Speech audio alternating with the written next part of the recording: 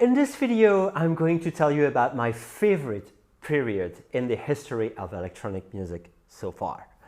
It was so rich in events and full of groundbreaking music made by young and very talented artists. Today, my friends, we're going back to where it all started for many, including myself, of course.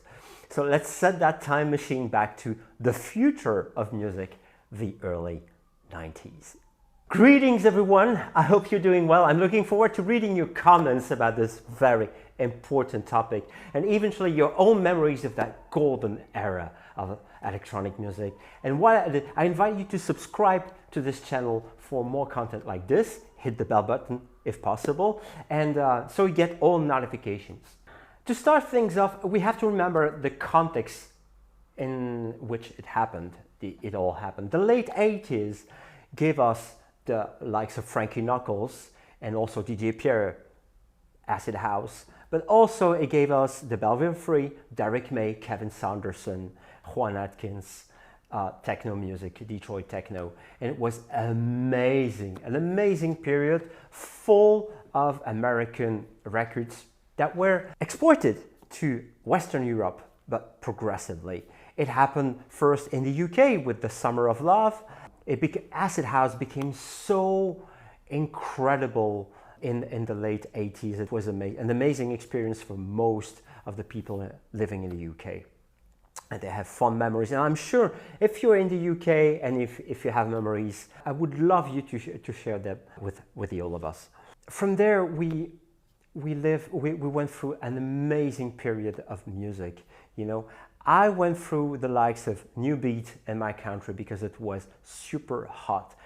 Probably you have never heard about New Beat, but I strongly recommend you to Google it because the story behind this genre is absolutely hilarious, but also very cool. From there we are, you know, in the early 90s, and people start exploring all kinds of electronic music.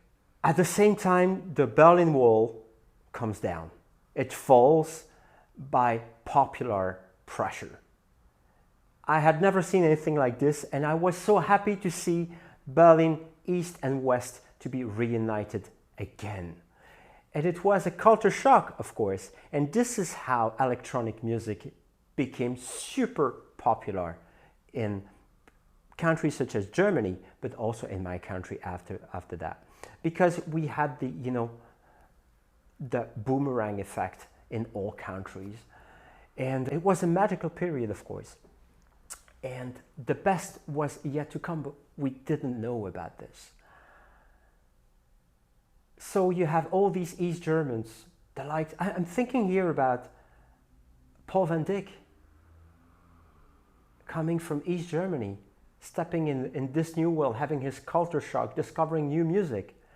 And we had the likes of Paul Kalkbrenner coming from Leipzig, growing up as an East German, and then with his brother, just crossing the line, but freely, and discovering this new culture of electronic music. And they all played a key role, first as clubbers, fans, passionate about this music, discovering the music that was played all over Berlin, initiated by the likes of Cosmic Baby, if you remember him. Ahal Büchel is a very talented artist from Berlin, but also in Frankfurt there was a big scene coming up. It was consisting of just a few people. I remember the likes of Rolf Elmer together with Markus Löffel, if you know him, as aka Mark Spoon. Actually they formed that band called Jam and Spoon that got massively, you know, famous in the early 90s. And in the same period, you had the likes of Tala 2XLC, doing a lot of music and events and parties as a DJ. And you had the likes of DJ Dag, very popular DJ, Tanith, and they were playing, you know, this kind of music that was a bit different. And the first record that comes to mind from this period is from 92, actually, really early. It was from Frankfurt, the remix of The Age of Love by Jam and Spoon. that you probably know as Watch Out for the Stella Club Mix. An amazing record. The first time that Melody was actually making the full record. These beautiful melodies, chords, paths and everything. It was just amazing. And the response came very quickly from the other producers. Of course, Rolf and DJ Dag made other records such as Peyote, Alcatraz. If you know this record, it's absolutely mind-blowing. It's an example of being cool before way ahead of your time. This is how I see it. And I'm thinking about also the likes of Sven Väth, discovering this incredible sound and who started playing it. Then gathering people such as Matthias Hoffmann and Ralf Hildenbeutel. If you know him, so Matthias Hoffmann produces rock records nowadays, pop records in general, and Ralf is doing a lot of movie scores and also TV movies. He's very talented in that area. And so they created that Frankfurt sound, the sound of Dorian Gray, let's say. That was the name of the venue where all the DJs were playing. You had the likes of Tala and Tauker, just to name a few, and of course Sven Väth himself. In Berlin, of course, they were coming by bus from Berlin to discover the sound, and they re-imported it in Berlin. And this is where it all exploded, because the likes of Paul van Dyk, well, got in touch with Cosmic Baby, started making great records. And another guy, Gerrit Frerichs, better known as U-Mate, made this incredible record that you know probably, Love Stimulation, remixed then by Paul van Dyk, which became, well, obviously massive. And from there, it was never ending, you know. You had the likes of Harald collaborating with another guy called Kid Paul, and they made this incredible record that you all know, based on a Belgian piece of piano featured in a movie called The Belly of the Architect. The track in question by Wim Mertens is called Struggle for Pleasure. And actually they heard it, they digested the information, did something in the lines, and that became Café Del Mar. That's the true origin of Café Del Mar, actually. And that was an incredible period. From there, things started getting a bit more complicated, but before that melodic sound of melodic techno, or they were calling it trance already back in the day, well, it was exported back to the UK, and this is where it truly exploded in the late 90s. Even Laurent Garnier, resident at Hacienda in Manchester, was playing trance, just to remind you of these facts.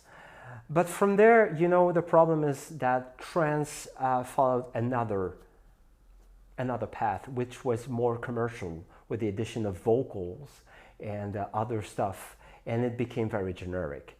And there were people who actually were like, you know, we don't want to be part of that.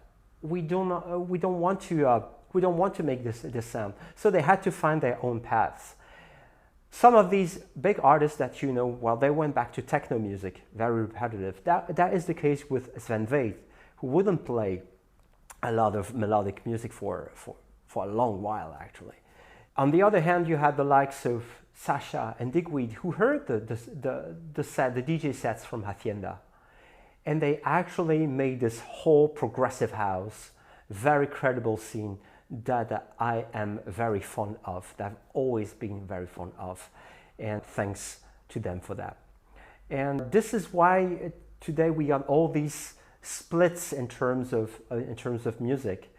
We always have to remember where it's coming from, and for me it's coming basically from Germany. Nowadays, even the likes of Len Faki, for example, do not deny this great period of reunification and European construction through the music. I'm so happy to see them playing magical tunes such as Café Del Mar on a techno stage at Tomorrowland, and I could witness that. So there's no lie in there. It's a true fact. And I see other people play the likes of Vernon's Wonderland, if you know this record. It's amazing. Ballet Fusion, a record made by Sven Väth, love stimulation, obviously. Feels like being 16 again, but in the context of a techno stage, because melody is back where it belongs in the techno world, which is a great thing. Finally, we get the chance to set bridges between that melodic period of the early 90s and the sound of now, which is an amazing period for the all of us. And I really want to be an active part of it. My conclusion to this is that I believe that a year ago we finally connected, the dots after so many years of separation between melodic and non-melodic, trance going commercial and non-commercial and underground and everything. Melodic techno and house, organic house, progressive house, and all these subgenres that are very popular on the internet nowadays. They're not only cool, they sound to someone like me as a natural progression of these wonderful records I got to know in the early 90s, and they are still guiding my steps in creation, paving the way to my actual future. That's it for this video. I hope you enjoyed this as much as I did. If you did, please don't forget to subscribe and hit the bell button and give it a blue thumb eventually. That would be cool. As I told you at the beginning of the video, I would like to hear your personal stories. If you're just in your 40s, just like me, that would be awesome. Thanks a lot for watching once again. See you in the next video.